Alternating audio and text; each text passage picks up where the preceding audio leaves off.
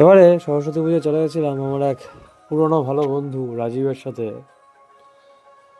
শ্রীরামপুর, হুগলির টালিগঞ্জ থেকে আমাদের যাত্রা শুরু হয় বাইক নিয়ে। ওর বাইকে আমরা টালিগঞ্জ হয়ে, দ্বিতীয় হুগলি ব্রিজ হয়ে আমরা হাওড়া ক্রস করে একদম দুর্গাপুর এক্সপ্রেসে চলে যাই হুগলির শ্রীরামপুর। ছোট থেকেই খুব ইচ্ছে ছিল শ্রীরামপুরকে একবার কাছ থেকে দেখব, কারণ এই শ্রীরামপুরের ইতিহাস কিছুটা জানি, কিন্তু কখনো চোখে দেখা হয়নি সেই শ্রীরামপুরের কালচার, শ্রীরামপুরের রাজবাড়ি, সেই ছোট্ট একটি শহর শ্রীরামপুর। তাই এবারে চলে যাওয়া। কিন্তু অবাকজনক যেটা, কলকাতায় এবারে সরস্বতী পুজোয় যত না আমি লোককে দেখেছি তার থেকে 3 গুণ লোক আমি শ্রীরামপুরে দেখেছি, যেটা বেশ ভালো লাগলো। বাচ্চারা সব স্কুল কলেজের ছেলেমেয়েরা শাড়ি পাঞ্জাবি পরে বেরিয়েছে, ঘুরছে, যেটা সত্যি খুব ভালো। তো এবার কথায় আসি, এই শ্রীরামপুর রাজবাড়ি, এই রাজবাড়ি কি অনেক ইতিহাস আছে। এই রাজবাড়িকে অনেকে গোস্বামী বাড়ি নামেও চেনে, কারণ এই রাজবাড়ি তৈরি হয়েছিল, শ্রীরামপুর রাজবাড়ি তৈরি করেছিল সেই সময় Raghuram Goswami, the son of Harinarayan Goswami. সম্ভবত সালটা 1815 থেকে 1820 মধ্যে। তাই এখন লোকাল মানুষজন এটাকে রঘুরাম গোস্বামীর বাড়ি বলেও চেনে, অনেকে গোস্বামী বাড়ি বলেও চেনে। আবার অনেকে যারা আমাদের মতো পর্যটক, যারা কেউ কলকাতা, কেউ বা বর্ধমান, কেউ বা বোলপুর, মানে দূর দূরান্ত থেকে যারা আসছে এই রাজবাড়ির টানে, এই রাজবাড়িকে এক ঝলক দেখবে বলে, তারা অনেকে এটাকে শ্রীরামপুর রাজবাড়ি হিসেবেই চেনে।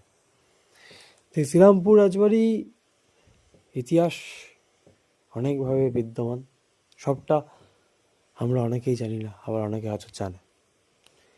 আবার এই শ্রীরামপুরে একসময় ড্যানিশ কলোনি নামে পরিচিত ছিল সেই ব্রিটিশ আমলের সময়।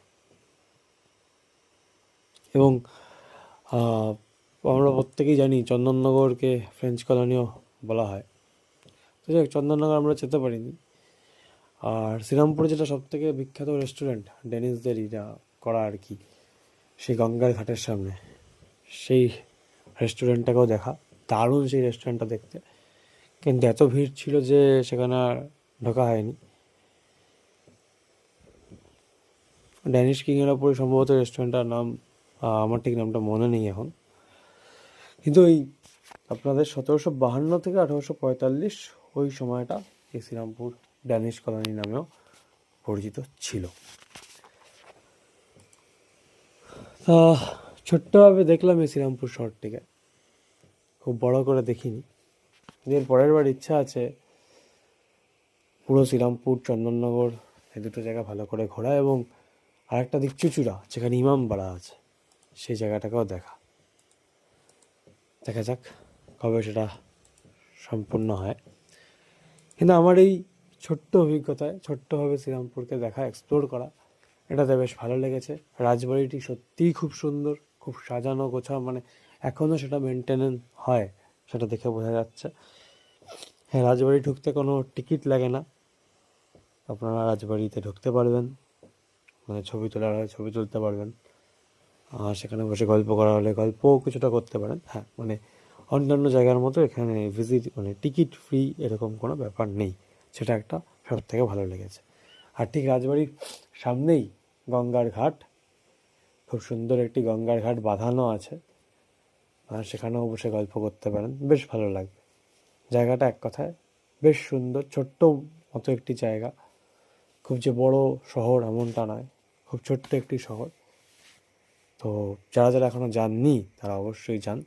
আমি তো আর একবার যাচ্ছি এই শ্রীরামপুরকে আবার দেখতে, এবং সাথে চন্দননগর। দেখা হচ্ছে পরের ব্লগে, পরের ভিডিওতে। এখন ভালো থাকুন। এবারে সরস্বতী পুজো চলে গেছিলাম আমার এক পুরনো ভালো বন্ধু রাজীবের সাথে শ্রীরামপুর, হুগলির। টালিগঞ্জ থেকে আমাদের যাত্রা শুরু হয় বাইক নিয়ে। ওর বাইকে আমরা টালিগঞ্জ হয়ে, দ্বিতীয় হুগলি ব্রিজ হয়ে আমরা হাওড়া ক্রস করে একদম দুর্গাপুর এক্সপ্রেসওয়ে চলে যাই হুগলির শ্রীরামপুর। ছোট থেকেই খুব ইচ্ছে ছিল শ্রীরামপুরকে একবার কাছ থেকে দেখব, কারণ এই শ্রীরামপুরের ইতিহাস কিছুটা জানি, কিন্তু কখনো চোখে দেখা হয়নি সেই শ্রীরামপুরের কালচার, শ্রীরামপুরের রাজবাড়ি, সেই ছোট্ট একটি শহর শ্রীরামপুর। তাই এবারে চলে যাওয়া। কিন্তু অবাকজনক যেটা, কলকাতায় এবারে সরস্বতী পুজোয় যত না আমি লোককে দেখেছি তার থেকে 3 গুণ লোক আমি শ্রীরামপুরে দেখেছি, যেটা বেশ ভালো লাগলো। বাচ্চারা সব স্কুল কলেজের ছেলেমেয়েরা শাড়ি পাঞ্জাবি পরে বেরিয়েছে, ঘুরছে, যেটা